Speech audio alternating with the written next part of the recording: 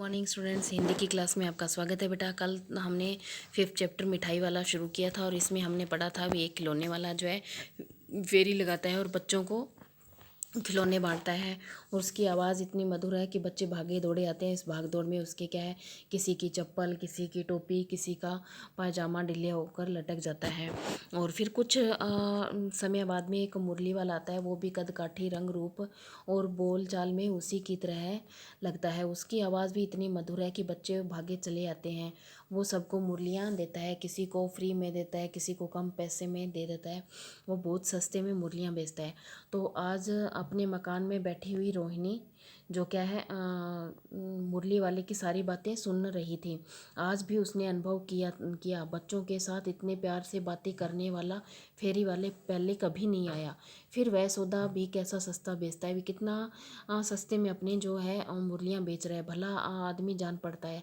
समय की बात है जो बेचारा इस तरह मारा मारा फिरता है। समय का ही ये चक्कर है। और पेट जो न कराए वो थोड़ा भी, यानी कि पेट के लिए ये सब कुछ करना पड़ता है। समय समय की ही बात है। इसी समय मुरली वाले का क्षीण स्वर दूर निकट की गली में सुनाई दिया। उसका क्षीण यानी कि थोड़ा मध्यम सा स्वर दूसरी पास वाली गली में सुनाई पड़ा। बच्चों को बहलाने वाला मुरली वाला। रोहिणी इसे सुनकर मन ही मन कहने लगी, और स्वर कैसा मीठा है इसका। बहुत दिनों तक रोहिणी मुरली वाले का वह मीठा स्वर और उसके बच्चों के प्रति स्नेह शक्ति की बातें याद आती रही। महीने के महीने आए और चले गए, फिर मुरली वाला न आया। धीरे धीरे वह स्मृति क्षीण हो गई। उसकी याददाश्त जो है मतलब उसकी जो यादें थी वो भी फीकी पड़ गई। वो उसका धीरे धीरे के 1-2 महीने, वो एक बार आया तो महीने के महीने चले गए, लेकिन वो मुरली वाला दोबारा नहीं आया। 8 मास बाद यानी कि 8 महीने के बाद में सर्दी के दिन थे। रोहिणी स्नान करके मकान की छत पर चढ़कर आजानुलंबित केश यानी कि जो लंबे लंबे अपने बाल थे उनको सुखा रही थी। इस समय नीचे से गली में सुनाई पड़ा बच्चों को बहलाने वाला मिठाई वाला। मतलब नीचे से उसको आवाज़ सुनाई पड़ी, बच्चों को बहलाने वाला मिठाई वाला। मिठाई वाले का स्वर उसके लिए परिचित था। झट से रोहिणी नीचे उतर आई। उस समय उसके पति मकान में नहीं थे। हाँ, उसकी वृद्धा दादी थी। रोहिणी उनके निकट आकर बोली, दादी, चुन्नू मुन्नू के लिए मिठाई लेनी है। जरा कमरे में चलकर ठहराओ, मैं उधर कैसे जाऊँ, कोई आता न हो। जरा हटकर मैं भी चिक की ओट में बैठी रहूँगी। मतलब उसके जो पति हैं वो नहीं थे घर पे, तो वो अपनी जो बूढ़ी दादी थी उसको कहती है, भी दादी आप चुन्नू मुन्नू के लिए मिठाई लेनी है, आप उसको ज़रा बाहर कमरे में ठहराओ, मैं अंदर चिक जो पर्दा लगा हुआ था उसके अंदर भी थोड़ा ओट में बैठी रहूँगी, बाहर कोई आता न हो। तो मतलब औरतों को पर्दे के भीतर रहने की जो प्रथा थी उनकी। दादी उठकर कमरे में आकर बोली, ए मिठाई वाले, इधर आना। मिठाई वाला निकट आ गया। बोला, कितनी मिठाई दूँ माँ? ये नए तरह की मिठाई है, रंग बिरंगी, कुछ खट्टी, कुछ मीठी, जायकेदार, बड़ी देर तक मुँह में टिकती है, जल्दी नहीं घुलती। बच्चे बड़े चाव से चूसते हैं। इन गुणों के सिवा ये खांसी भी दूर करती है। कितनी दूँ? चटपटी गोल पहलदार गोलियाँ। पैसे की 16 देता हूँ, मतलब 1 पैसे की 16 देता हूँ, उसने कहा। दादी जो है वो क्या बोली, 16 तो बहुत कम होती है, भला 25 तो देते। मिठाई वाला, नहीं दादी, अधिक नहीं दे सकता, इतना भी देता हूँ। यह अब मैं तुम्हें क्या, खैर मैं अधिक न दे सकूँगा। रोहिणी दादी के पास ही थी। बोली, दादी फिर भी काफ़ी सस्ता दे रहा है, 4 पैसे की ले लो। यह पैसे रहे भी, वो पैसे देते हुए बोलती है, दादी सस्ती दे रहा है, आप 4 पैसे की ले लो। मिठाई वाला मिठाइयाँ गिनने लगा। हाँ हाँ, तो 4 की दे दो। अच्छा, 25 नहीं सही, 20 तो 20 ही दो। अरे हाँ, मैं बूढ़ी हुई मोल भाव अब मुझे ज़्यादा करना नहीं आता भी नहीं। वो दादी कहती है, मैं 20 4 के चलो 25 नहीं 20 तो दे दो। अरे तो मैं तो बूढ़ी हो गई हूँ, मुझे वो मोल भाव करना नहीं आता है ज़्यादा। तो कहते हुए दादी ने पोपले मुँह से जरा सी मुस्कुराहट फूट निकली। उसका मतलब पोपला मुँह हो गया, दांत नहीं होते तो मुँह हो जाता है, खाली खाली पोपले मुँह से कि जरा मुस्कुराहट फूट निकली। रोहिणी ने दादी से कहा, दादी इससे पूछो तुम इस शहर में और कभी भी आए थे या पहली बार आए हो? यहाँ के निवासी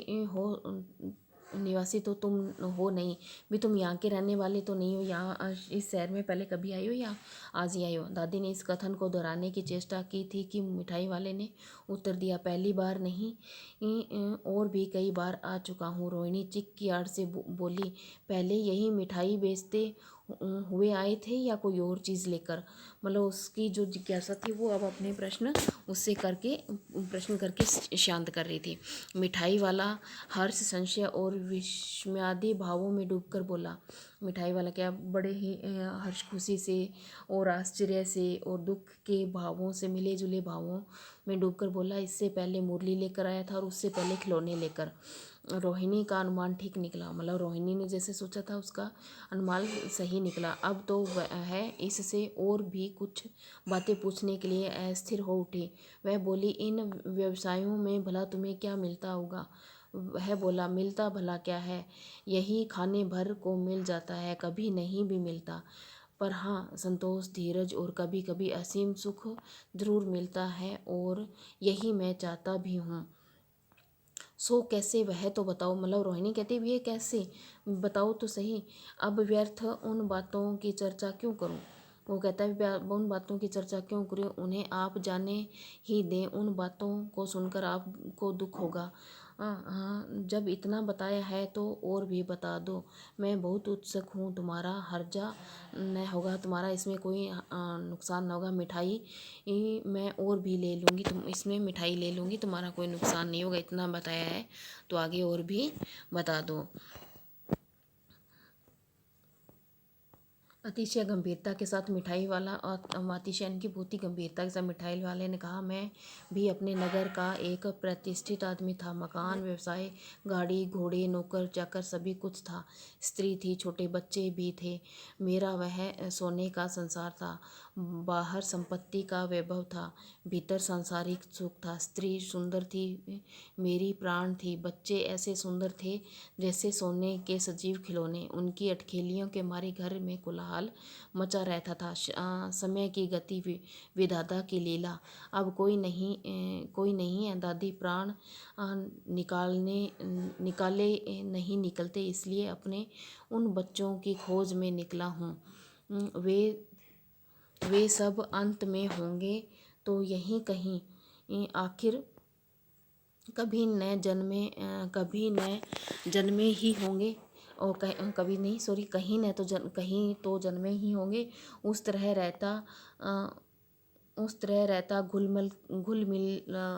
घुल घुल कर मरता। इस तरह सुख संतोष के साथ मरूंगा। मतलब अगर वो अब उसके परिवार में कोई नहीं है तो वो क्या अपने बच्चों के लिए खोज में उनके लिए इधर उधर फिरता है कि शायद उन्होंने कहीं ना कहीं तो जन्म लिया ही होगा, वो किसी न किसी रूप में तो मुझसे मिल जाएंगे। अगर मैं घर में पड़े पड़े रहता तो घुल घुल कर घुट घुट कर मरता, और ये इस तरह अगर मरूंगा तो कुछ तो मन को शांति मिलेगी। इस तरह के जीवन में कभी कभी अपने उन बच्चों की झलक सी मिल जाती है जो अपने उन और बच्चों में अपने बच्चों के से झलक देख लेता है। ऐसे जान पड़ता है जैसे वे इन्हीं से उछल उछल कर हंस हंस कर खेल रहे हों। पैसे की कमी थोड़े ही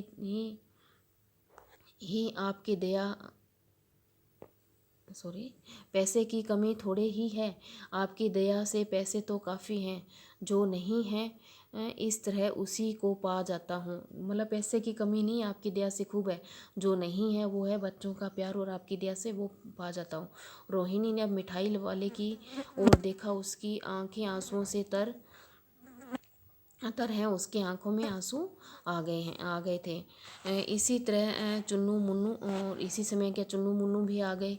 रोहिणी से लिपटकर उसका आंचल पकड़कर बोले, अम्मा मिठाई मुझसे ले लो। यह कहकर तत्काल कागज़ की 2 पुड़िया मिठाइयों से भरी मिठाई वाले ने चुन्नू मुन्नू को दे दी। रोहिणी ने भीतर से पैसे फेंक दिए।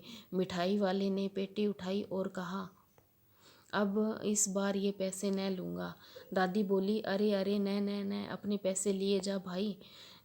अब तक आगे फिर सुनाई पड़ा। उसी प्रकार मादक मृदुल स्वर में बच्चों को बहलाने वाला मिठाई वाला। मतलब वो क्या है, पैसे नहीं लिए और अगली गली में उसका जो स्वर सुनाई पड़ा भी जो उसका मधुर स्वर था, बच्चों को बहलाने वाला मिठाई वाला। तो वो क्या है, भी बच्चों से सिर्फ बच्चों का स्नेह पाने के लिए ही जो मिठाइयाँ खिलौने और ये बेचने के लिए आता था। तो ये जो है चैप्टर था भगवती प्रसाद वाजपेयी का। तो आज ये हमारा चैप्टर कंप्लीट हुआ। कल हम इसकी एक्सरसाइज कंप्लीट करेंगे। आज के लिए इतना ही।